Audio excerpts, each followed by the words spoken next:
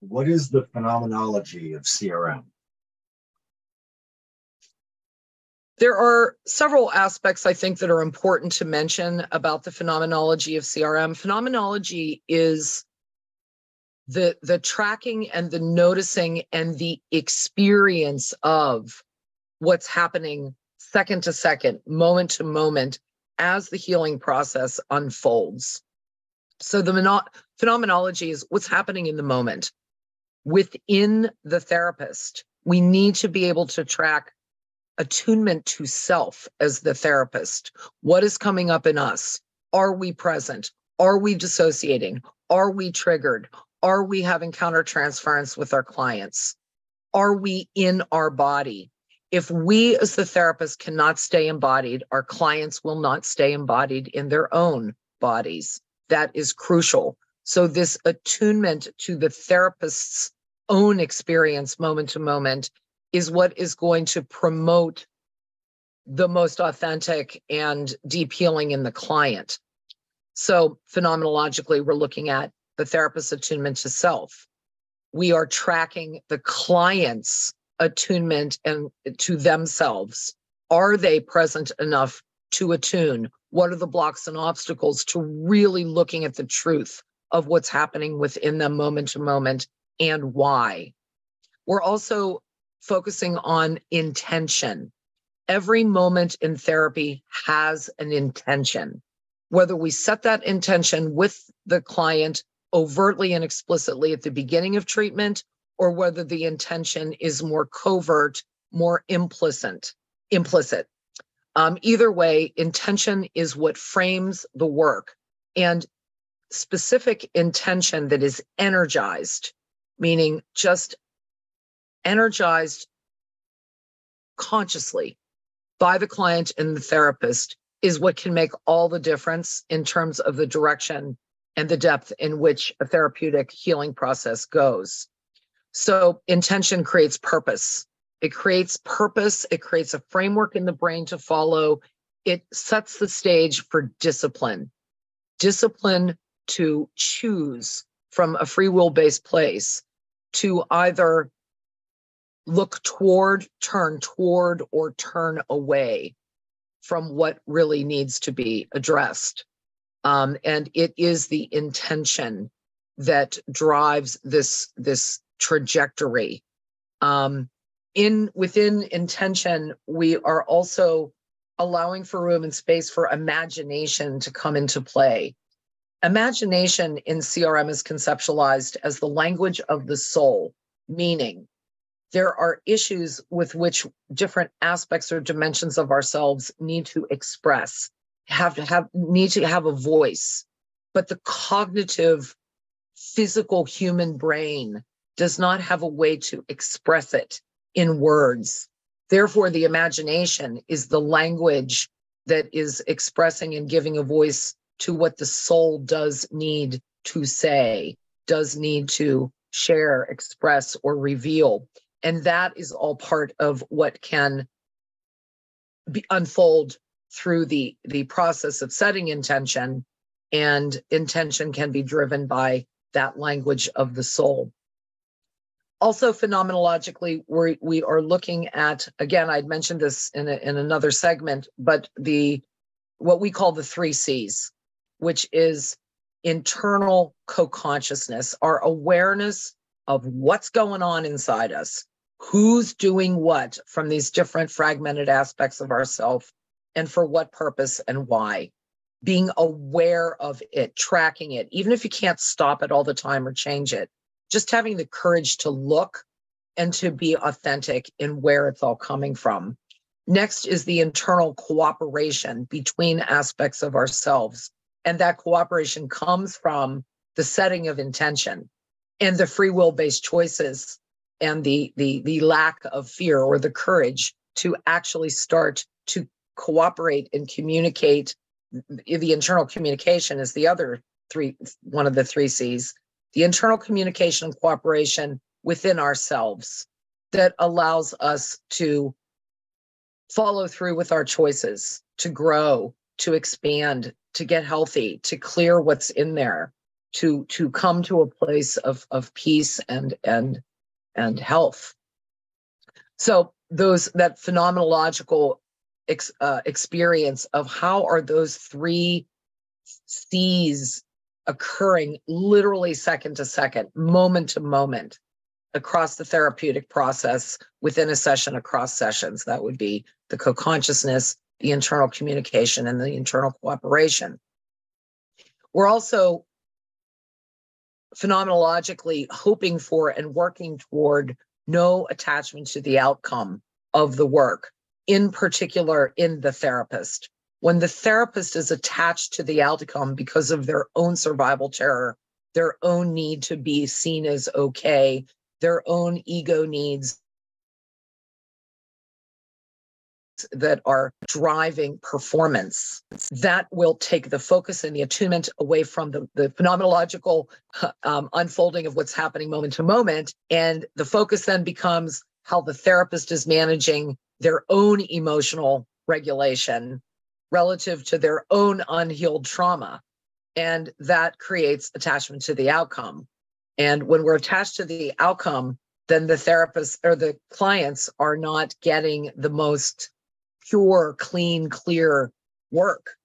They're getting work that is contaminated by the therapist's issues that manifests an attachment to the outcome and creates really not so beneficial choices from the therapist's perspective or end of choices that can take the healing work off track. This is a heart-centered model, and so phenomenologically, if you are a true CRM healer, and CRM therapists are more healers than therapists. This is not really a traditional psychotherapy modality, although it did start out that way. And one's beingness as the therapist and what they're trying to bring their clients to as well is a state of being and living from the heart that is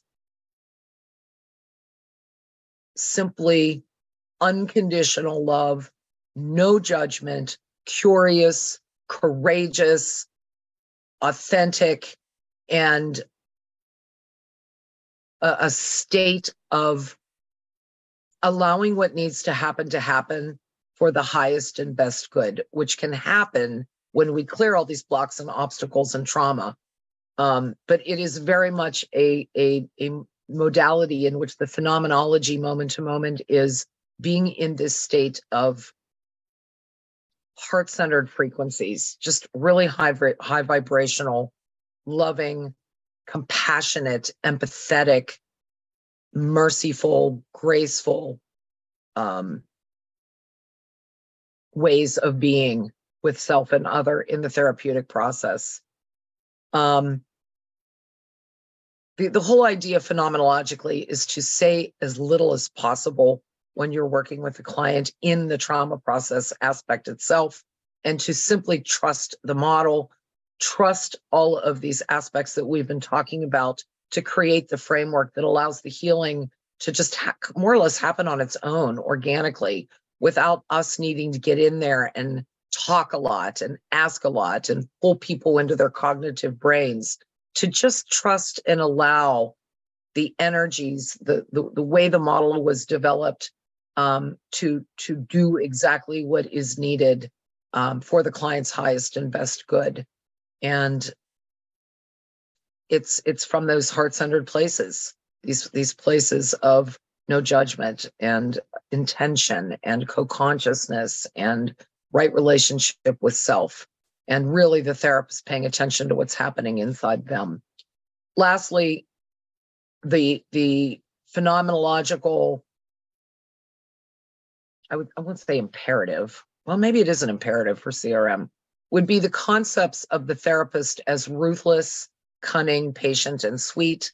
Ruthless means not giving up, finding a way, get creative. Do not give up on your clients, even when they're giving up on themselves. To stick with it. Healing is possible if a client chooses it. And being ruthless and finding ways to encourage a client to use their free will, to use their courage, to work with you, with us as the therapist, to find a way, even when it looks like it's hopeless. It's never hopeless, ever. Everyone has the potential to heal. Whether or not they do, it's up to them. Cunning is not does not have, in CRM does not have the negative connotation that one might think. It's basically, cunning means way beyond clever. And the reason we must be cunning is because our clients' dissociative systems are so cunning. They've been designed to keep the client safe. They've been designed to keep the client feeling powerful.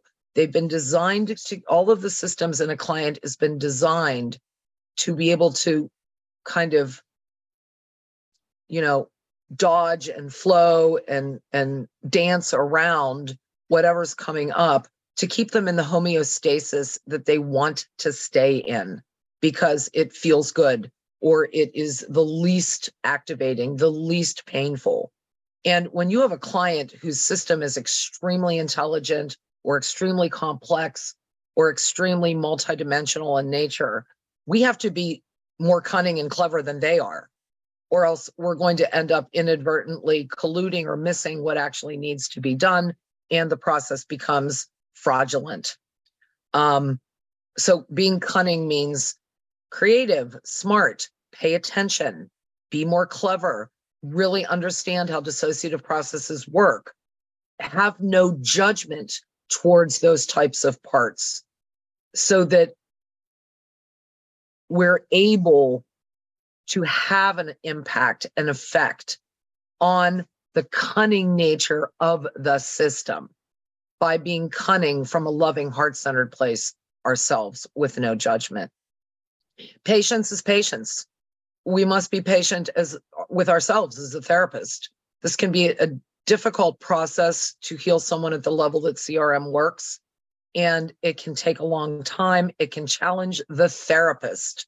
It challenges the therapist's own relationship and beliefs that they have with themselves, about themselves. It can challenge a therapist's courage and resiliency and fortitude to keep going. And one must stay patient with themselves as the therapist. And also the nature of what CRM does experientially is it takes clients to places that traditional psychotherapy does not go. And so those of us who have been trained traditionally as psychotherapists can be exposed to things that have been dormant, dissociated, and hidden in us. And so when it shows up in a client, we don't know what to do with it because we have never even been exposed to it ourselves, which brings us to the last thing, which is phenomenologically really making sure that we're doing the work that we're asking our clients to do. We must be healthy, clear, and clean. And even if we make mistakes, even if we get triggered, even if we realize, wow, that's an issue for me, I didn't even know was there, that at least we're doing what it takes to take care of it in the moment in the session, meaning resourcing ourselves in the sessions when we're triggered with CRM, as well as, without even thinking twice, taking it to our own healers to heal those issues that get triggered in us. That is being in integrity. That is being an authentic healer, instead of, well, I have a part of me that's a therapist, and so I'm good. I don't need to do all that. My triggers don't really matter. It's out of integrity. It's not in alignment with true, authentic work. So these are the things that phenomenologically I feel are occurring moment to moment, that we want to track moment to moment, and that can really take the therapy into a positive, successful trajectory, or keep someone looping and looping and looping. And the therapist blames themselves, they blame the client, they blame the diagnosis, and the client themselves, unfortunately, suffer the most because they feel like a failure in the treatment.